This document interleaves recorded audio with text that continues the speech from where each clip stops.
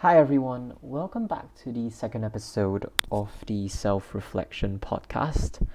And today I would like to spend this episode talking about relationships, especially romantic relationships. It is something that I personally value the most. The reason why I value romantic relationships the most is I believe that the quality of your relationships would determine the quality of your life.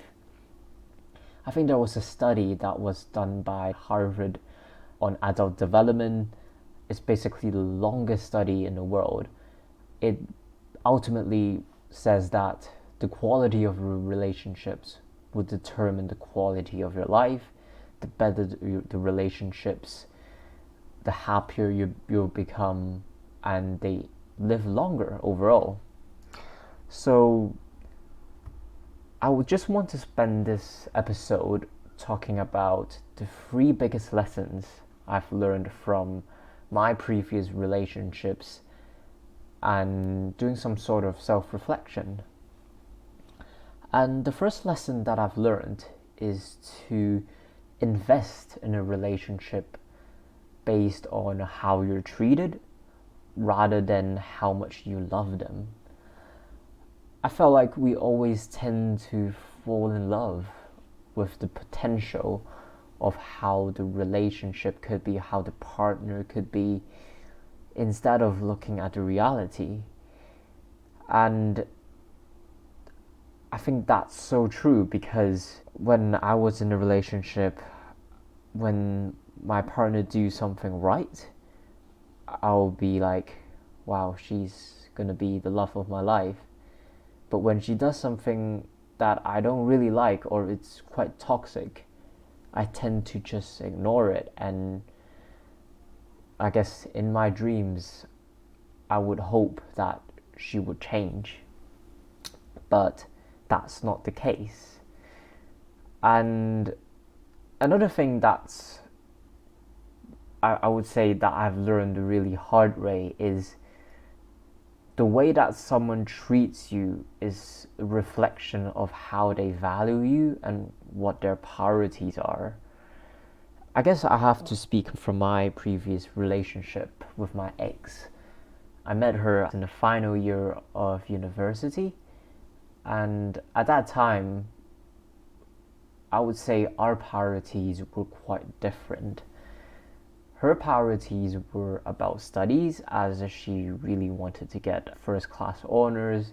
It's something that she has worked so hard throughout the 3 years in university, and she really wanted to make her dad proud of her.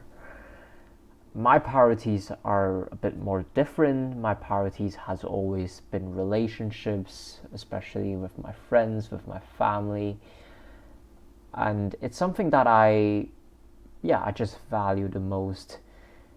And especially I know when I'm in a romantic relationship, I give everything into it. I was really interested in her.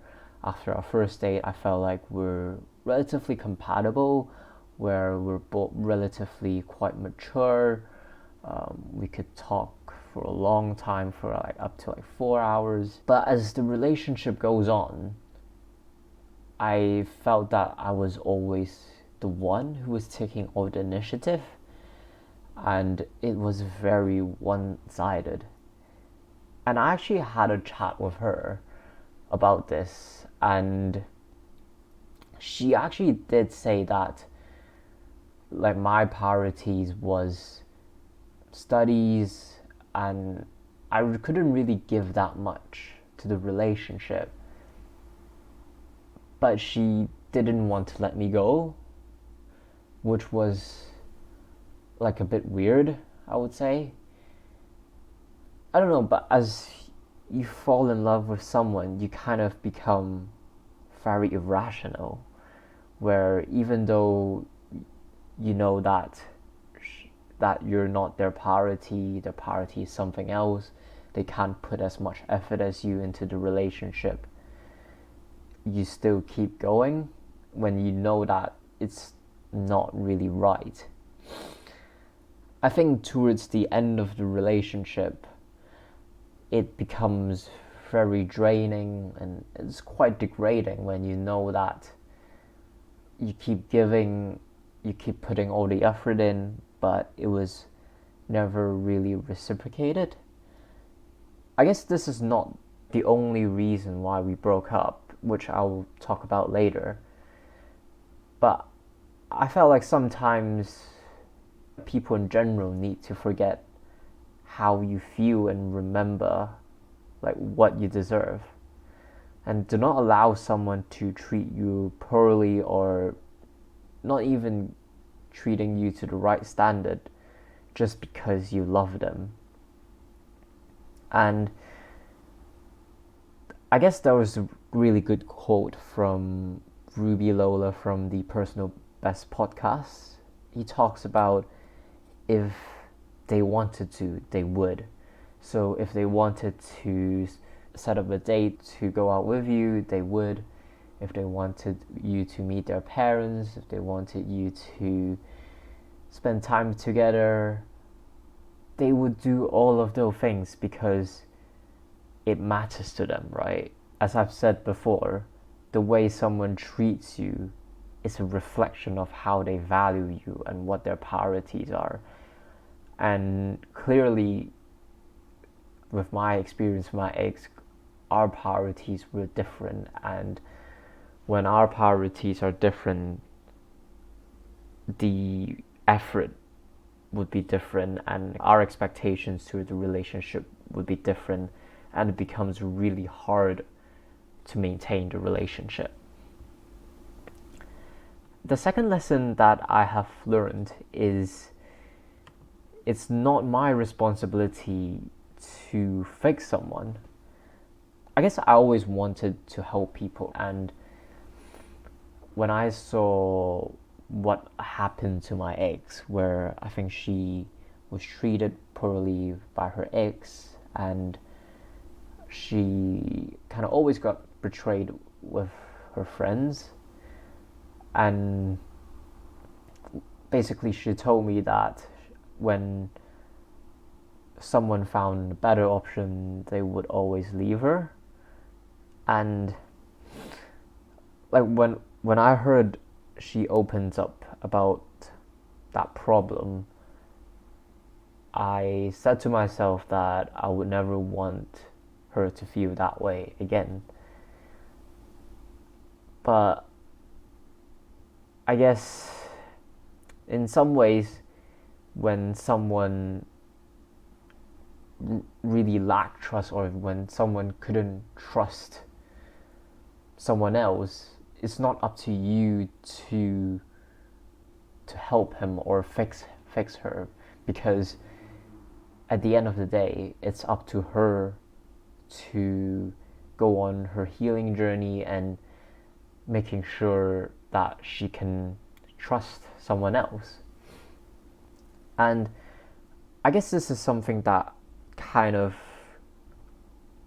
when the relationship ended, I really had a reflection of kind of what happened in the relationship.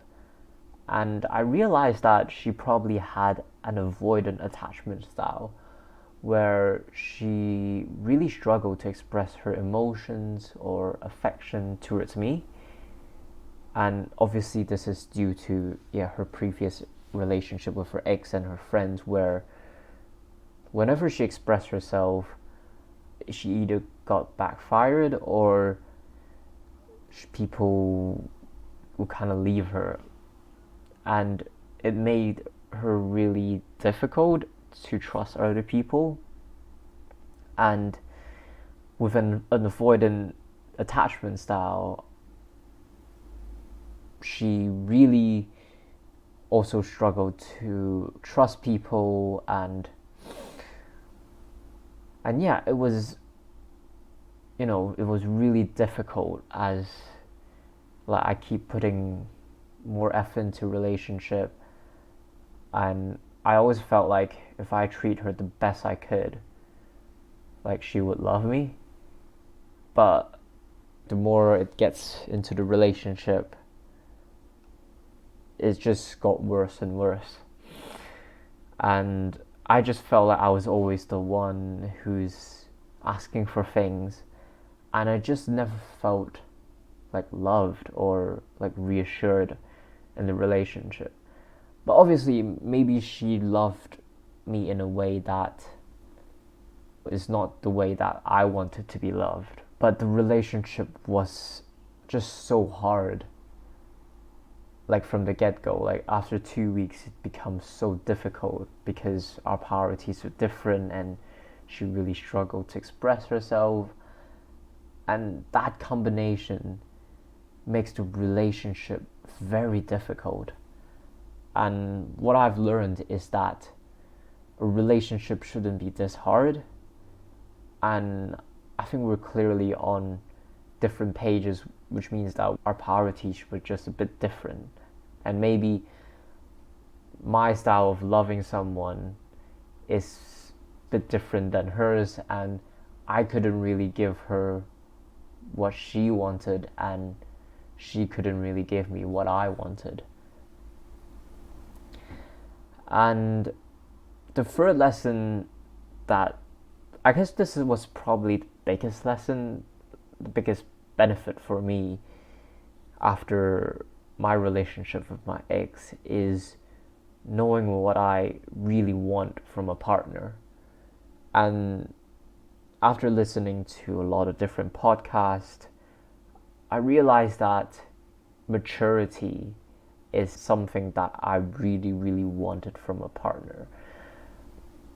Well, what does maturity actually mean? For me, my definition of maturity is taking accountability of her own actions, and especially I think emotional maturity, where someone that's able to express herself, express her emotions, express her affection to other people, and able to control her emotions during the highs and lows of life.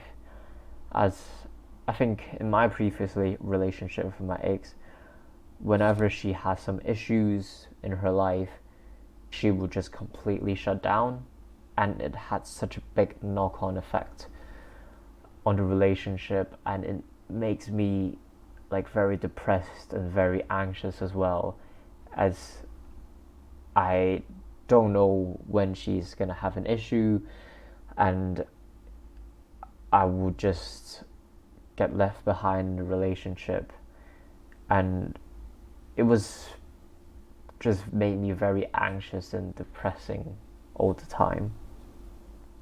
And that's why I believe that maturity is something I really looked for in a partner. The second thing is someone who prioritizes love or relationships. I strongly believe that the right person can only be the right person when both people are choosing each other. And it links back to the priorities. If our priorities are aligned, where both of our priorities are the relationship, I believe the relationship would be a lot easier. We would consider how our actions will affect each other. We would consider how we would, even if we're busy, we'll try to devote as much time to spend time with each other. And it's like a best friend, right? I feel like your partner is like your best friend. If there's something good or bad happen, he or she will be someone you want to talk to first. And I just didn't feel that way in my previous relationship. The last thing I felt like is probably one of the harder qualities that people could have, which is growth. Where is she someone who's striving to become a better person on a regular basis, and whether there is growth in a relationship where we can make each other a better person, where we could provide constructive advice to each other, where someone that could spot my weaknesses and tell me how to improve it and encourage me to improve it. That's probably the three biggest thing that I look for from a partner, where she's mature, she prioritizes love, and whether she has growth. And I guess there's one more thing, which is whether she's open-minded, whether she's open to feedbacks, she listens to people, and communicating well. And I think that really links back to maturity as well, right? And yeah, I think that's the three biggest lessons that I've learned from my previous relationships. I do hope that this helps people understand that, I believe every experience in your life will teach you something, and you have to, instead of being angry or grieving about the past, you need to look at it a different way, where what can you actually learn from your previous relationships. And I do hope that for people who's listening to this podcast, do some self-reflection on what you have learned from your previous relationships, and I'm sure once you learn what happened in your previous relationships and knowing what you want from a relationship, you eventually find the right person. And yeah, that's the end of the second episode. Thank you, everyone.